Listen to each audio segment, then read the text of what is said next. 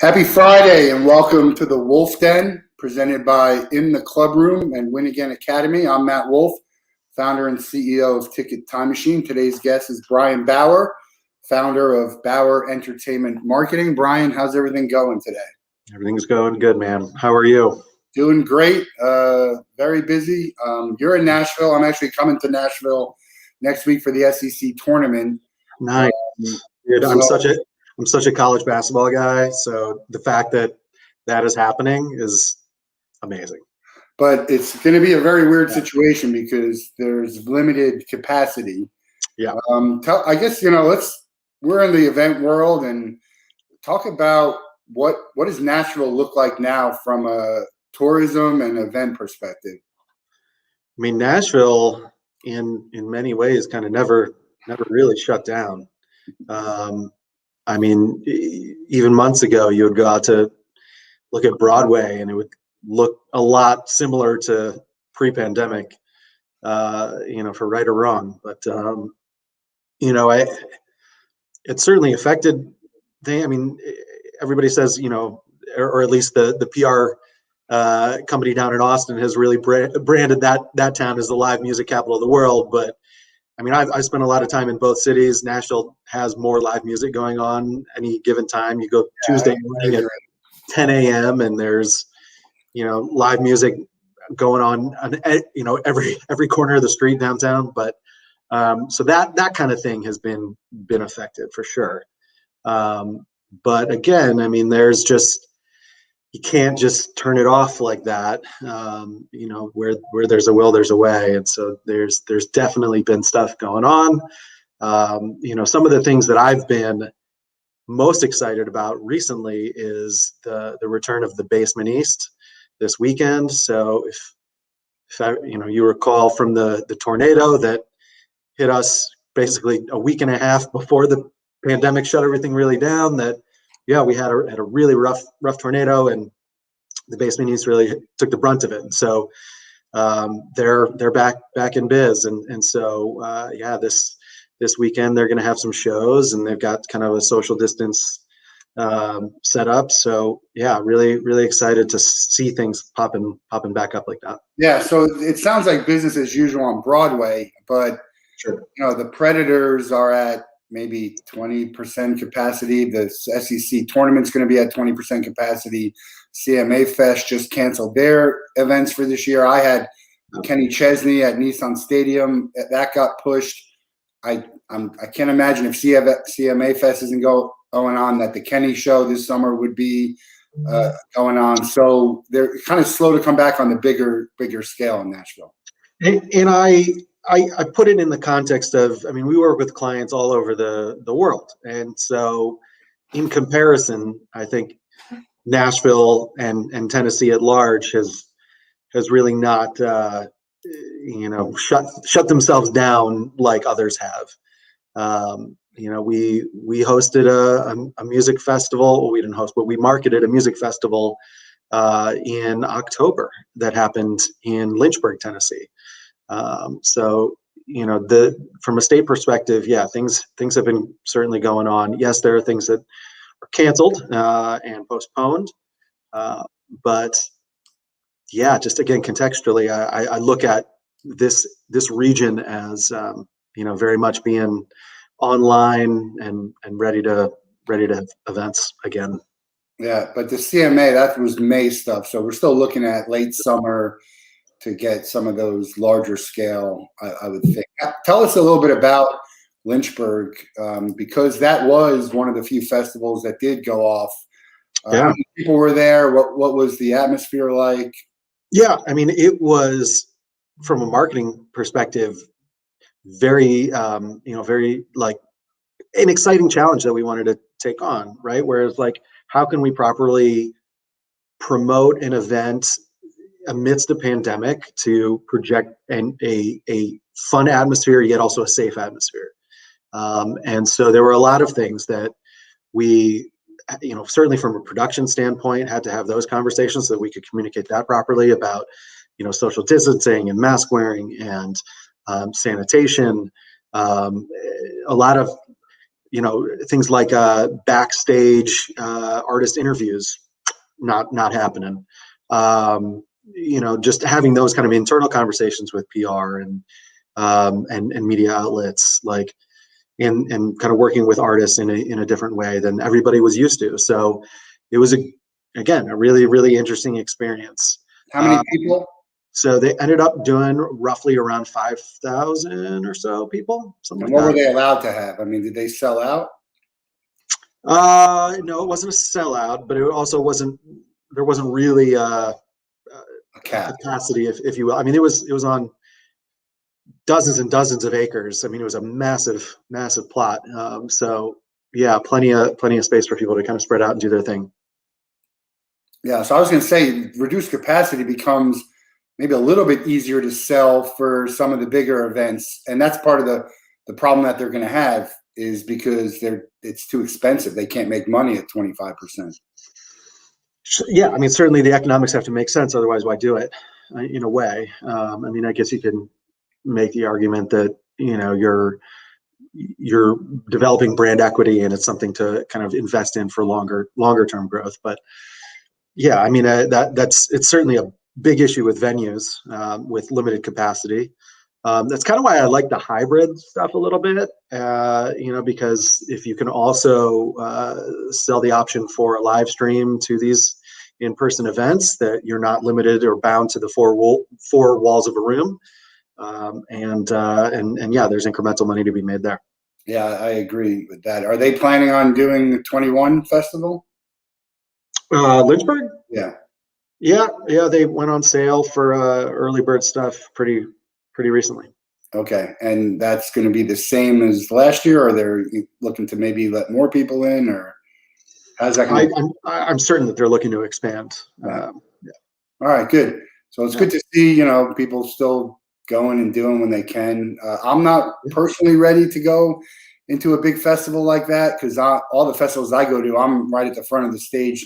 I guess if I could stand back and be away from people, I would consider it. It just would have to depend. Were you at the festival? I was, yeah. No, it was. I mean, just the physical feeling of live music again was in that setting was amazing. Yeah, I mean, I understand. The experience is different, but even just hearing live music was just so great. I mean, I might stand on Broadway and just listen outside. I can't. Yeah. Like we're always at the stage and right up front and packed and. Yeah, that atmosphere. I'm not entirely ready for that either. But out, great outdoors, that kind of stuff. I'm all about it. And we are working with some new amphitheaters now, and they're the next show that we have to promote is April 2nd. So just a few weeks away, really.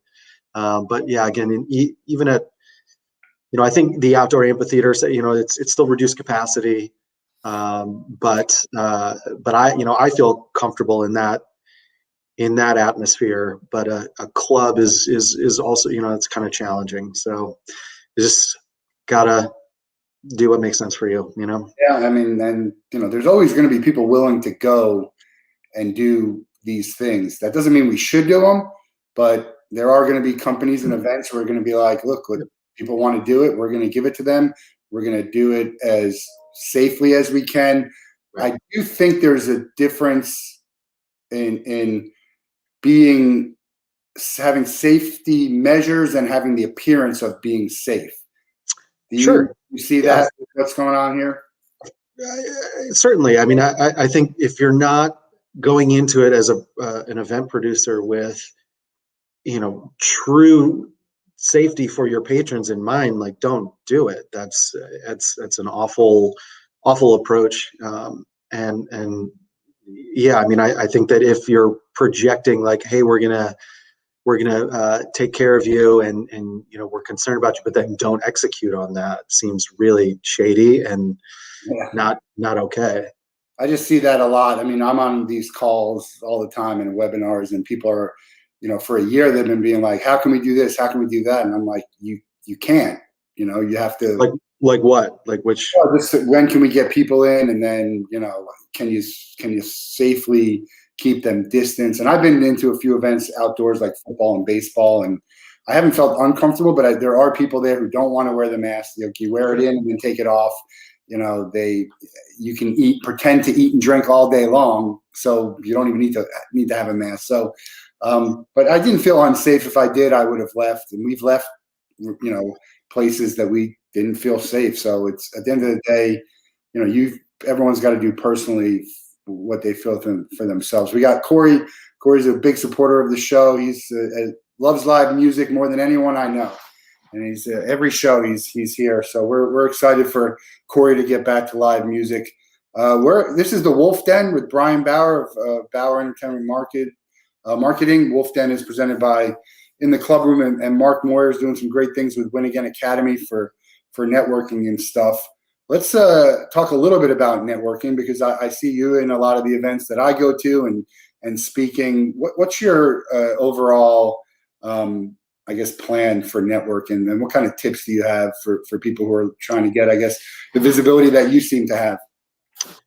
Yeah, you know, I mean, it's an interesting question. I look at it as, you know, an extension of my personal brand and my company's brand, which has always been very much kind of value forward and helpful.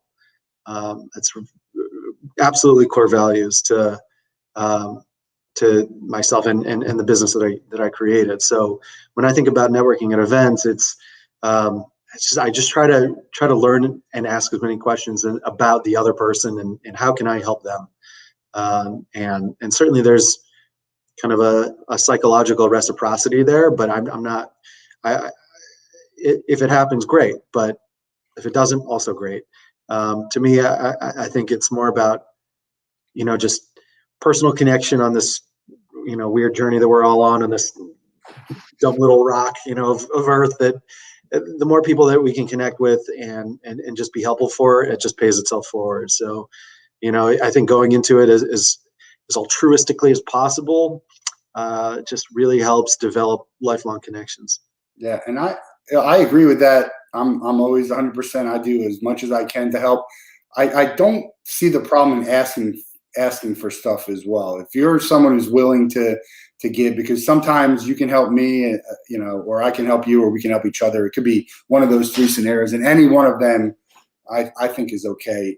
It's interesting, the personal brand and the company brand, because, you know, Ticket Time Machine is my personal brand, and I'm Ticket Time Machine. And I think in some respects, even though you've been around for a lot longer, your personal brand will always be tied to Bauer Entertainment Marketing, maybe even just because of the name, right?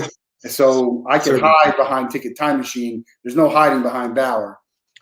Yeah, and you know, a lot of thought did go into that in the sense of, you know, it is very much an extension of me. I feel like there's you know, an element of we really want client relationships that feel very personal, and you know, we never want to project ourselves. And even though we've been fortunately growing significantly, and we're currently hiring, you know, I never want clients or potential clients to think like, oh, well, you know, they're too big, or they wouldn't be interested in working with us, or that kind of stuff. And to me, it's like, even if it's at just a basic strategy session level, like, there's always opportunity for us to help out, you know? Yeah. So we're doing another Open to Work event on the Monday, the 15th. If you look at the one we did this past Monday, so I don't know what you're hiring for, but we have some great candidates who joined and highlighted themselves, and so I would recommend taking a look. I told them I'd hire them myself if I could hire people right now. Let's go back to the beginning. You know, we kind of got into things right off the start. Sure. So tell everyone who you are, and, you know, how did Bauer come to be, and yeah. Yeah, so Bauer Entertainment Marketing, full service marketing agency. I'm the president and founder. We're based in Nashville, Tennessee. We serve as complements to in-house teams. So we're providing both strategy and day-to-day tactics. We essentially deliver more fan sales and profit for a variety of clients, from festivals and venues, touring shows. We work on the sports side. We help restaurants and conferences and just all these different pockets of entertainment, which allows us to present our clients with what's new, efficient, and effective. Where, in the sense, if we see what's something that's working great for a sports team, we can present that to the arena and vice versa. Gives us a really good understanding of the fan holistically as well, because that same fan is watching the show, attending the event, reading that book, going to eat that restaurant. So we see all the different kind of angles. So that becomes pretty unique for us. We do provide a variety of services. So some of the core things include social media marketing, email marketing, digital advertising, graphic design, web development. We'll also provide things like PR and traditional ads and SEO. Again, the list just really does go on, but we do try to plug in however our clients need us and to be a solution provider for them. Lastly, I'll say we're very data driven.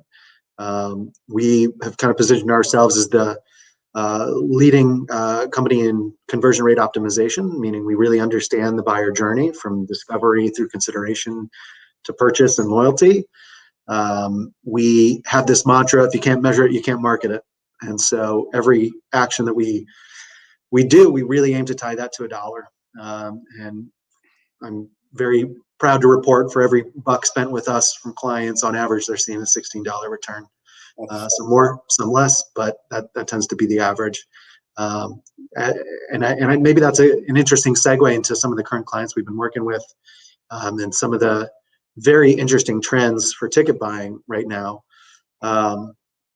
We're actually, I'm obviously, it could have gone any one of many directions amidst the pandemic and whether people are comfortable buying tickets. But from a data-driven perspective, we're seeing year-over-year growth that's significant, and year-over-year, obviously, many of these events didn't actually have one in 2020. So comparing this year's event to 2019.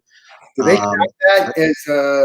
count that as a sale? Like if you pushed your 2020 money to 2021, or instead of getting a refund?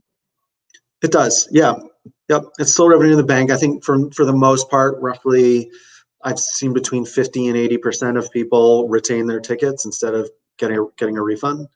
So yeah, I mean it's significant, because it's still valid for this year's event. What have you done? I've done both. I've gotten refunds, and I had a bunch of out of state stuff, and some I kept and some I did a refund just because they kept moving the dates, and I was like, they're never going to be doing that. Let me just get a refund and rebook if I can. Yeah, we're gonna have different artists, and I think I had a race that like a mud run kind of thing that I was gonna participate in. That was the only ticket I was really holding at the time, and they actually wouldn't offer a refund. But then ultimately, I don't know. Honestly, I lost track. I mean, so we'll see. I may be running a surprise mud run in a couple months. Good. Start training. Yeah. What was the thing you missed, the event that you missed of the pandemic that was really the hardest for you? Good question. March Madness. Yeah. That's I take off work every year for it. I was actually planning on going to Vegas. And so that didn't shake out, unfortunately. But I hear it's wild there. Have you been to Vegas for March Madness? I have. Yeah, it's amazing. I'd love to head to Indy this year. I think that's going to be a great scene. Are you able to attend as a fan? Fans, but it's going to be a very tough. It's a hard ticket. Although some of these games you might think are not very well attended, but keeping it concentrated, I think they'll get some pretty good. Do you have a team? I can't remember where you went to school. I'm a Terp. All right, right. Yeah. And then you're a Gator, right? Yeah, we'll both be in there. Even the Terps are on the bubble, or are they in the bubble? We're an 8 or 9 seed. Or 9. Although we just had an awful loss to Northwestern, which is embarrassing because my brother works there, especially. So, yeah. I was looking at, I know this is tangent, we'll get back, but I was looking at the college coaches and how much they're getting paid. Mark Turgeon he's like in the top 10 or 12 paid coaches in NCAA. It's a lot. Yeah. These guys are winning. Yeah. He's, last year was our year though, which I was really bummed about. I mean, we were going to get a number 1 seed. So back to rebuilding a little bit. I mean, this year's we fared better than I thought, and Big Ten is insane. But it pains me to say it, but my money is on Michigan winning it all this year. Okay, I was just going to ask, I'm taking the field. I'll give you the 1 seeds, and I'm taking the field this year. Okay. I know they're good, but I just have that feeling it's that kind of year. So we'll see. But yeah, we will. I mean, Illinois just beat them, and they've. I mean, who knows what Illinois team shows up at any given game. Yeah, Michigan has been the most consistent, and they just closed that Big Ten championship title today, I think. Yeah, that it'll be interesting for sure. I'm looking forward to it. I love college basketball. I wanted to go back to something you said about the data, and I think data obviously very important. I always talk about the immeasurable data that's out there, and obviously you can't put money on it because it's immeasurable, but there's always, examples of stuff that you just don't know what's going on. And I think that we sometimes have to look beyond the numbers too. And obviously when you're talking about monetizing, it becomes difficult. Then it's just got to be, trusting the brand and all of that.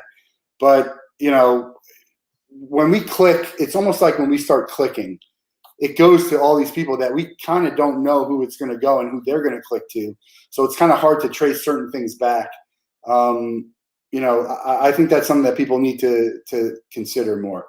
Just something that I feel strongly about. Kind of like, because sometimes the numbers you can fudge numbers however you want. Like, yeah, there's 3 million people who subscribe to XYZ magazine. I'm like, well, not really. You send it to 3 million people. But 3 million people aren't subscribing into it. And then with the cashless, I gave an example yesterday. Like, I'm at the festival and I go buy beers for everyone, but I'm not a beer drinker. Now you have my information. So anyway, just something that I think everyone should consider. Yeah. I mean, I think a good, healthy skepticism around data is important. But I think I'm in the camp of, the numbers are more trustworthy than gut or opinion. Certainly they can be framed, I guess, if you have an agenda, but true reporting should avoid that as much as possible, because that's how you know whether to pivot or not quickly, right? Like if you're being honest about the numbers, then you can take a different approach. But if you're interpreting those numbers and presenting those numbers in a way that serves your agenda, then you're just, again, it's doing yourself a disservice, and you're potentially missing out on an opportunity that could yield better results. So I just also go back to the half empty, half full, right? They're both right. So, and they're looking at the same thing. That's sort of the analogy that I use. When we first met at Intix, you were telling me about how you got into all this and about your musician days. So tell everyone how you got into music, entertainment, and how it led you to Bauer. Yeah, man. No, I'm a lifelong musician, third generation drummer. Mom was a piano teacher. Very much grew up in a musical household, and so I've been playing in bands my whole life. Ended up after college getting in a pretty serious band that was professionally touring, recording for several years. Ended up getting signed by Elijah Wood and his record label at South by Southwest. Toured the entire country, but since then have toured Canada and the UK. We had, I think, a number 6 song on iTunes, and ended up showcasing for Jimmy Iovine out in LA. And I mean, it was great. It was a great run, and really helped me get a lot of perspective on the best and worst of kind of everything about our industry. And, I have since played in bands that I've had really just incredible opportunities to, kind of open up for like Chris Stapleton and Cage the Elephant and Danny Harrison and all this, so it's just been a blast, man. I've got a real strong passion for it. I think it gives me also a unique perspective for, how I do my job. And I think there's something to be said about, spending time in a tour van helps me really know how to promote entertainment, Yeah, I would love to have been in a band. I was not musically inclined. We had a drummer on yesterday, Mel Lice, as a background in drumming, and I asked her if she knew who Nandy was. Do you know who Nandy is? Nandy, I don't think so. Dave Grohl. She's the. And I looked at yesterday because I sent her a message that we gave her a shout out. We're giving her another shout out. She's the 10-year-old who was jamming. Oh, yeah. No, I've seen those videos. I didn't know her name, but yeah, I've seen that. They had the kind of the drum off between those two. Yeah, she's awesome. I hope she gets to live all her dreams and go. I think she's obviously off to a strong start. Yeah, but it's interesting how many great people there are at what they do that nobody knows about and don't ever make it. It's such a fine line. Yeah. There's some extremely, extremely talented artists that, candidly, they don't have great marketing. And so that's why they, more people don't know about them. Or, a lot of the times, it is a very different mindset between, spending time on your craft and focusing on kind of that from an artist creation perspective, and then the commerce side, and then promoting it and getting it out there and looking at it as, oh, this is something valuable that people should be paying for. It's always been a struggle, I think, for artists to kind of go back and forth between those two mindsets.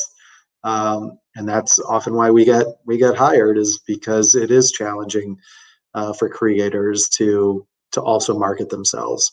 We understand both sides, but yeah.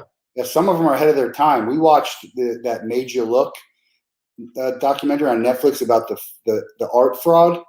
It's a definite. Oh, I heard about it. I haven't seen it, but really, yeah, it was good. About these painters in the 50s that, like, they said it's possible that someone might have gotten it really cheaply because they needed money. They were like starving, the traditional starving artists. And these are the most famous painters in history of art. And now their stuff is going for millions of dollars. So, it is possible to be ahead of your time. Speaking of Netflix, are you going to watch Coming to America this weekend?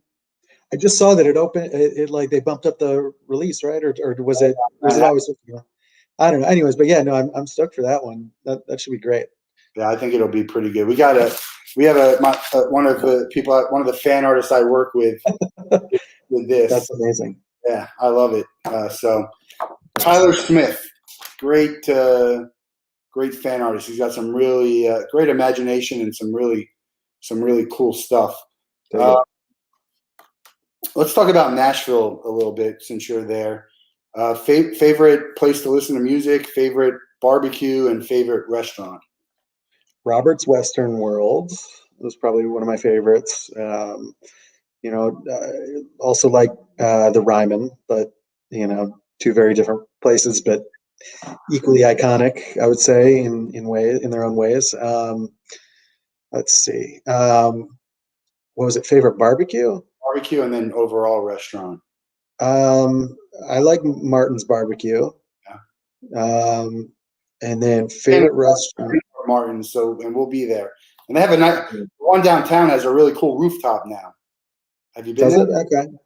Yeah, it's a cool. Not sure. I don't go to that one, but yeah, no. Martin's is great, man. And then, favorite overall restaurant. That's a tough call.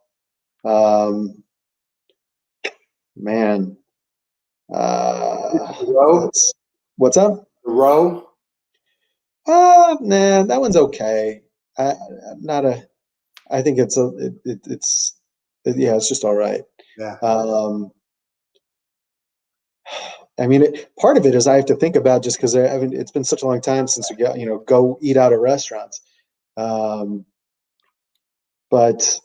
I don't know, man. There's just a ton. It's like, So good. All the yeah. food, music. There's a place ME Squared that's like, it's a pizza place, but their burger is incredible. Yeah. So I would check that one out. See what everything looks like and how Yeah, different. the Southern is another one that I could maybe say is my favorite. Which one? The Southern. The Southern, yeah. Yeah. Oh, so many good places. What do you think about Nashville becoming a little bit more commercialized on Broadway with Luke Bryan and Kid Rock? So Miranda Lambert just announced her bar is upcoming. Yeah. Yeah, I mean, there's pros and cons to it. I mean, I got here when the getting was good and old Nashville was still very much alive and present. Since then, I've seen full neighborhoods appear, and so it's been, yeah, interesting. Again, good and bad on the growth. Hopefully the powers that be at the CVB and the folks that approve some of these establishments getting created are able to still hang on to the essence of what makes Nashville so special, because without that, I mean, I moved here from New York, and the experience of how nice everyone was and how it was like, do I owe you something now? I don't understand. But I'm really hopeful that doesn't go away. I got the same feeling in College Station, Texas. I was like, yeah. You guys messing with me? What's going on here? Yeah. It's yeah. I mean, it's in the entertainment industry, it's just such a beautiful and refreshing kind of thing, because I've spent time in New York, I've spent time in LA. New York, my experience was, you can kind of carve out your little niche, but it's very dog eat dog, and you're grinding constantly, and just inundated and overwhelming, and everybody's kind of out for themselves. LA, it's very superficial. You walk into a restaurant, everybody turns, sees if you're somebody, that kind of vibe. Again, nobody's really there to help. Again, this is just my experience. Nashville, it's just, you can have genuine connection, and people are genuinely interested in helping. And there's just an authenticity here that is part Southern, part specific to Nashville. Just, you can get a meeting with anybody. It's just, there's something very interesting about how all these record labels on Music Row are like basically converted houses. There's just this personal feel to it, that it's so unique, and I really hope that it's here forever. Yeah, it's getting a little more crowded from what I hear. So it's a lot more, but yeah, it might be, that's something that could trend it, make it change a little bit. But yeah, give me an artist that I haven't heard of that's going to be big on the scene. Oh man, you guys have some artists that you work with too. Yeah, well, I'll tell you, Nick Norman just released his album today, and he's show. Yes, yep. Great, yeah, fantastic artist. He's really special, and so we're really happy to be supporting his stuff. Gosh, let me see. Let me think of what else. What else I really like? So there's my buddy turned me on to this guy's called well, I think it's either one guy or a couple guys, but called Wake the Wild. Wake the Wild. And it's I don't know. It's a little dancey, but it's a little indie. It's a little, I don't know. It's good. So check them out. Yeah, it's interesting. I didn't like country until Tortuga came to Fort Lauderdale and had Sister Hazel and Michael Franti on the beach, $99 for 2 days. I was like, I don't even care who's playing. And now I don't miss a day of it. Country is my wife and I mean, I go to 25 country shows a year, probably. It's really interesting. Yeah. So Michael Franti was your gateway drug, I guess. Him and Sister Hazel, but we love Michael Franti. Corey loves Michael Franti too. Corey's going to be on our show, but he had a personal call with Michael Franti. I mean, he's been very with the band and Jay Boogie and all of them. They're just great people. You just never know who's real and not. It's hard to tell, but I always say if I found out that someone isn't who I thought they were, the people that come to mind that would like blow my mind would be like Tim Tebow, Michael Franti. Those are the type of people that would be like, it would really blow my mind. I think Anderson Cooper somehow comes into my mind too. I don't know. Yeah, he just seems like he would be. It is random. Do you remember your first concert? Oh, not my first one. Although, do you remember who it was? I think maybe a Dave Matthews show. I just have a specific memory of that being like a special one where I like went with a group of friends to Alpine Valley in Wisconsin, and that was like a first one without like no parents, nothing, so that one I can remember. But I'm sure I'd been to shows before that, like with family or what have you. But yeah, that one kind of sticks out.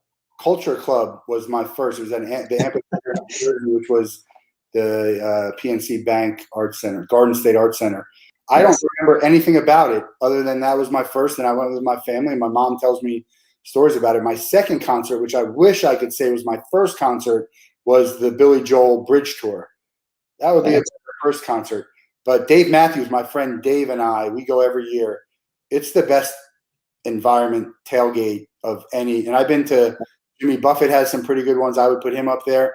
And I know I'm sure Fish and the Dead have some pretty good. I've never been. But the Dave Matthews, I mean, we always joke we're going to come a year where we'll just go tailgate and not even go into the show. That's how good it is. The people there is it's a great group. Do you have a bucket list that you haven't seen?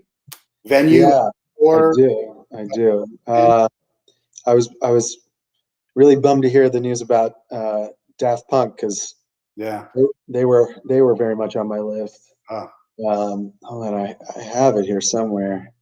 Let me see. Yeah, concert list. All right, so Tom Waits was on there. Sigur Rós, Vampire Weekend, Steely Dan, Ryan Adams, AC/DC. Those have been on my list so far. Who's not with us that you would love to have seen? I've loved to see the original Queen. Yeah, I think that would have been pretty amazing. I think Adam Lambert has it's been a pretty good fit for them. It's hard to didn't John Mayer played with the Dead? With the Dead, yeah, he still does that. Pretty good. I hate to say bad things, but there's a band that lost their singer, and I think they're terrible now. They're a name, and they actually, I won't name names, but anyway, it's one of the things that really annoys me is when you don't play your song, right? I mean, this song that made you. And I get like Billy Joel, if he doesn't play Piano Man, Billy Joel's got 100 top 10 hits. Sure. But when you don't have a ton of hits and you don't play that song, I get so aggravated. And that's the one that kills me. And it's funny because as I see shows, I'm like, we were at this one show. I'm like, don't worry, they're going to play it. They're going to play it. And it turns out that they don't have the rights to play it anymore. And so sometimes I didn't realize that they couldn't even play it. Like Styx can't play Mr. Roboto. And Jefferson Starship can't play We Built This City because I'm forgetting names. But they don't own the rights to the song. But But you can still I mean, people cover songs all the time and play. And I don't know. That's I'm not following the legalities of that, but that's I guess it's interesting. Yeah.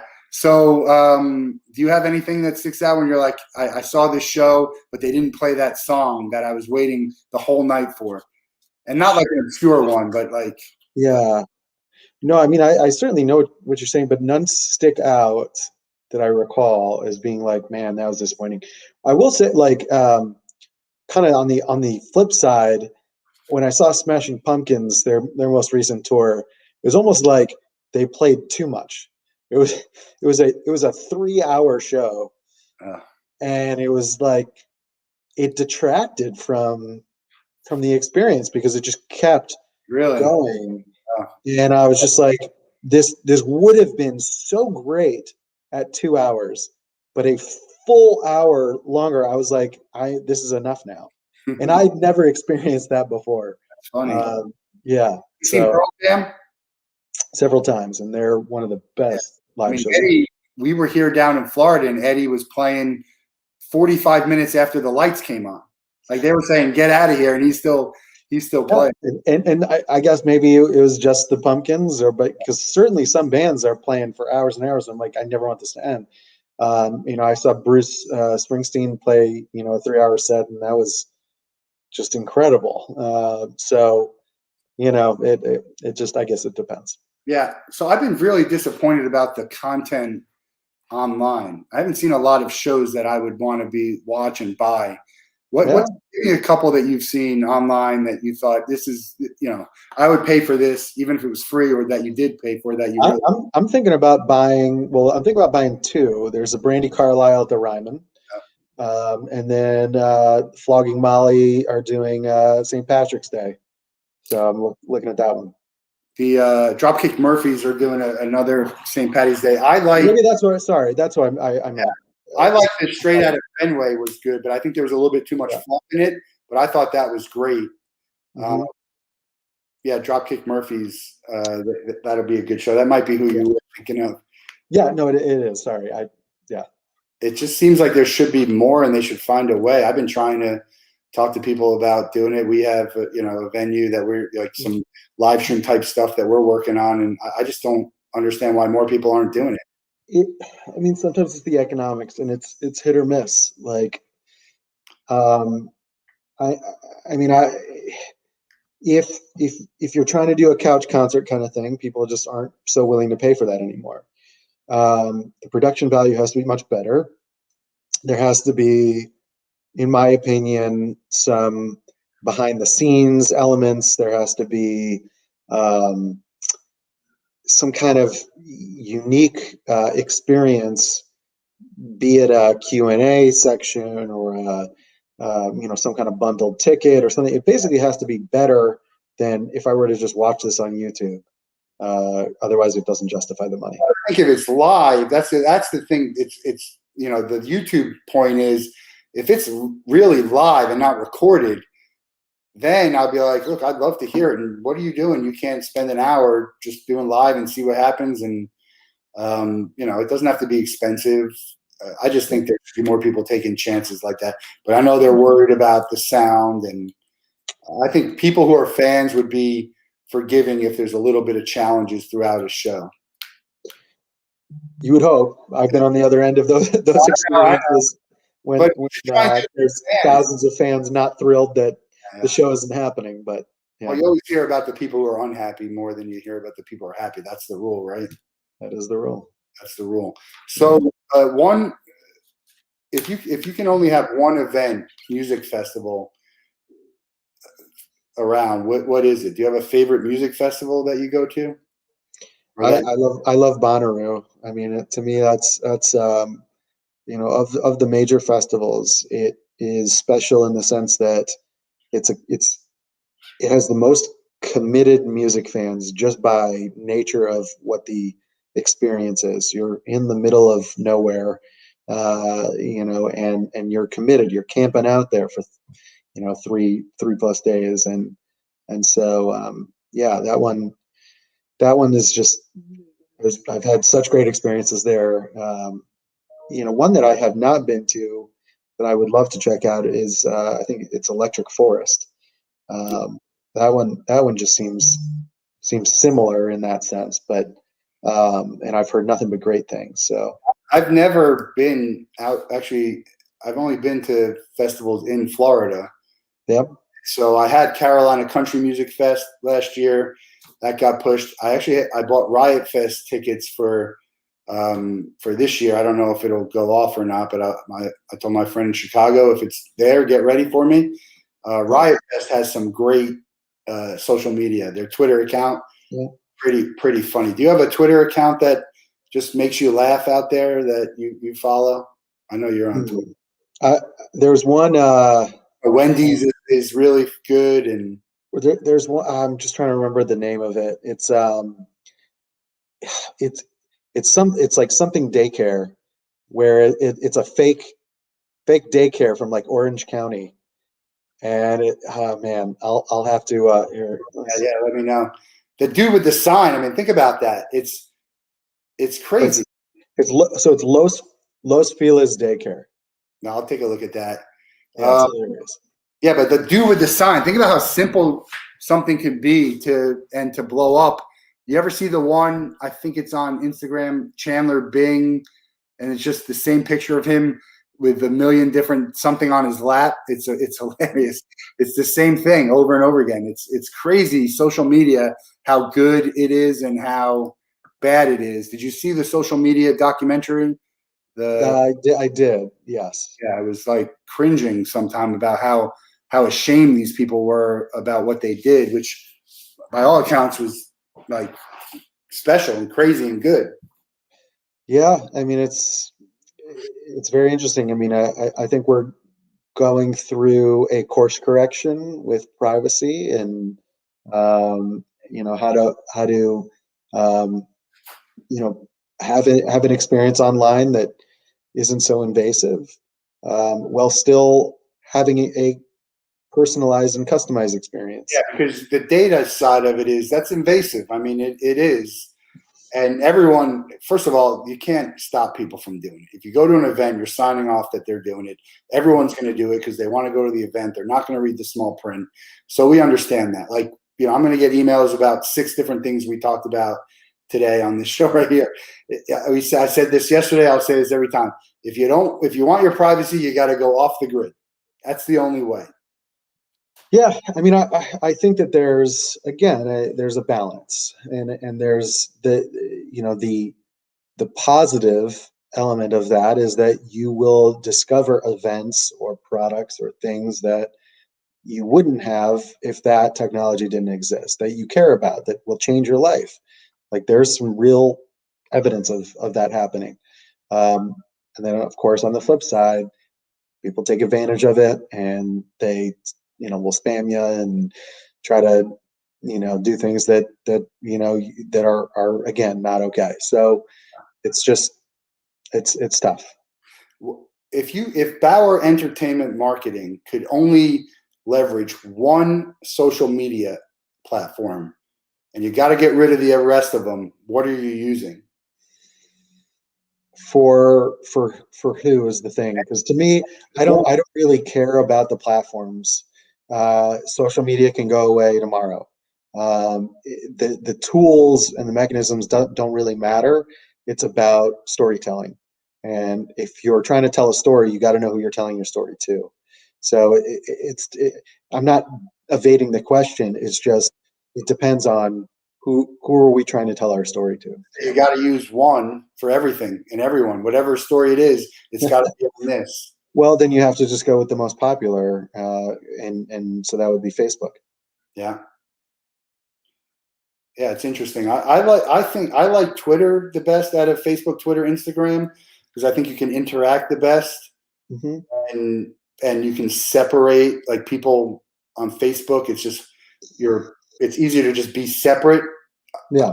Twitter than Facebook, but I love LinkedIn, and I just think that's a great networking, but it's not as good to sell. You're not selling on there, or you can, but it's not.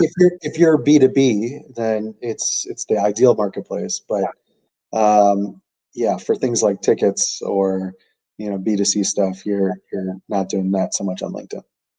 Yeah, but I'm loving LinkedIn. I know I see you guys, leveraging it as well. Yeah. Who do you point to as someone who's been a big influence in your marketing and event? Yeah. Well, I'm a big fan of Seth Godin and his daily marketing missives. I think he's just a brilliant guy. Let's see what else. How about on a personal level? Well, on a personal level, my dad has absolutely been my mentor, and just I connect with him on things with my business all the time, and so having him in my corner has been incredible. And what's the next step for Bauer Entertainment Marketing? Yeah, I mean we're just scaling up very rapidly. We had just an incredible year considering the pandemic. It was just blew me away at how amazing the team has been. We ended up adding 30 new clients this past year. So we were able to leverage things like live stream and drive-in shows and artist album releases, single releases, that kind of stuff, to really get us through this past year. And now with the resurgence of live events, and ideally by the Q3, Q4, it'll be at scale. We're poised to really grow and likely have another very big year. That would be great. Yeah, last year was a very good year for me personally. Good. And professionally. It didn't translate into necessarily dollars, but I think it was, the conversations I had are going to be very fruitful down the line. And so I'm thankful for that, that it happened, and also very upset that it happened, that what the sacrifices that happened to make it be that way. So, but I think there's a lot of opportunity everywhere for people. And I think the people that are looking now and struggling now, I think they should feel optimistic about, the future, and the fact that everything kind of sped up. Right. With. Yeah. I mean, there's certainly some acceleration that happened because of this, right? It was a catalyst to get us to where it was essentially going anyways. Now, obviously with live events, that you can't really make that same statement, but the hybrid thing, I think will be here to stay. I really do think that there's a strong revenue stream there that more live event producers will tap into. You're located. I mean, is it going to be like, hey, if you're in my city, you're in my area, we're going to broadcast it to this radius and go that never gets someone? There is that capability. And so if, for instance, you have radius clauses and things like that, you can make sure that you adhere to that by geo-targeting. But yeah, I mean, it's very Wild West. So, still figuring it out, I'm sure. We haven't even discovered the next big thing yet that's going to propel us. It's coming. And then hopefully, what do you think do you know anything about these NFTs and Kings of Leon putting an album out? Yeah, I mean, it's also very Wild West. So,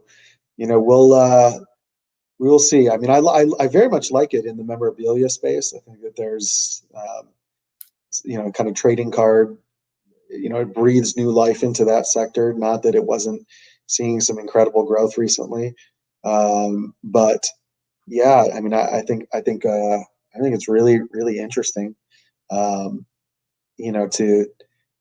have, something that you can, generate profit from that is I don't know. It's very, very interesting.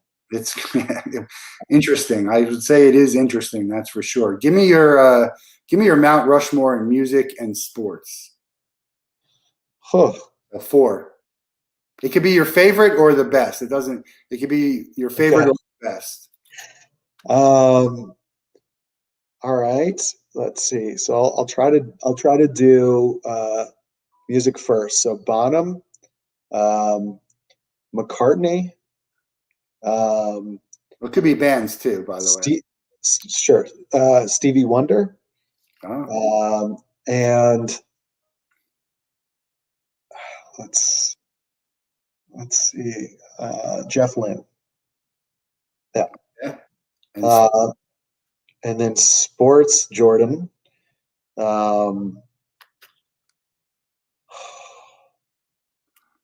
Man,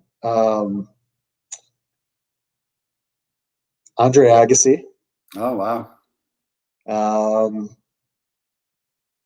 Tiger Woods.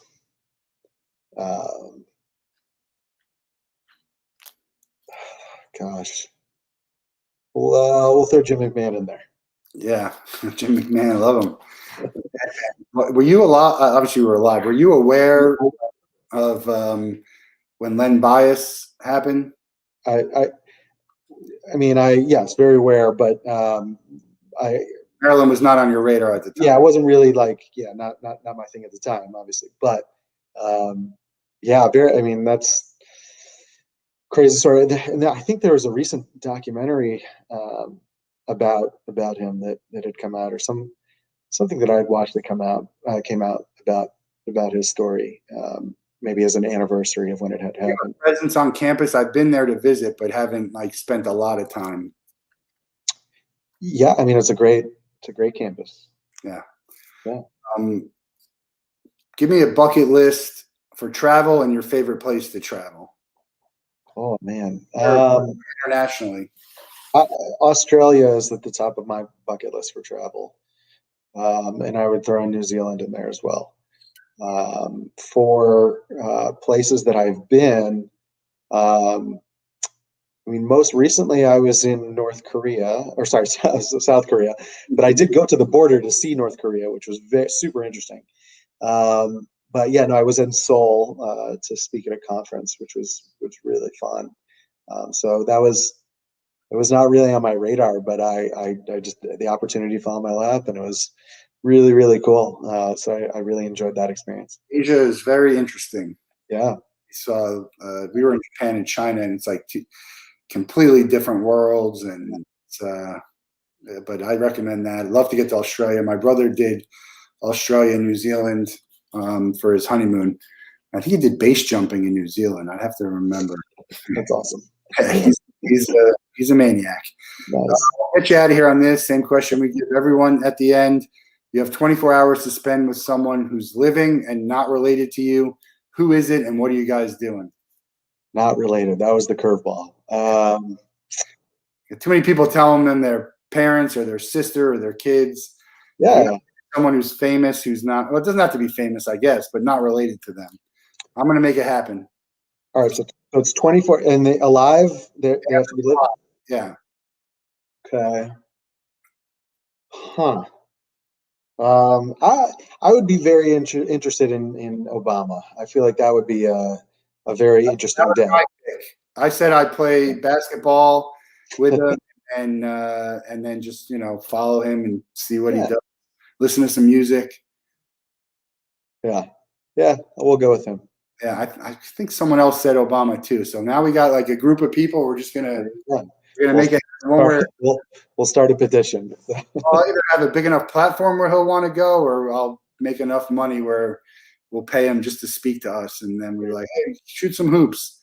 I just thought with him shooting and walking away, it was awesome. Yeah. Smooth dude. Well, look, I really appreciate you coming on. Great to hear what you guys are doing and that you're expanding and doing well. Definitely check out our Open to Work. We have some great candidates who are in marketing and sales and all of that. And everyone have a great weekend. We got some more great guests next week, so tune into the Wolff Den. Like, share, comment, and everyone have a great time. We'll see you on Monday. Thanks so much, man. Appreciate it. All right, talk to you soon.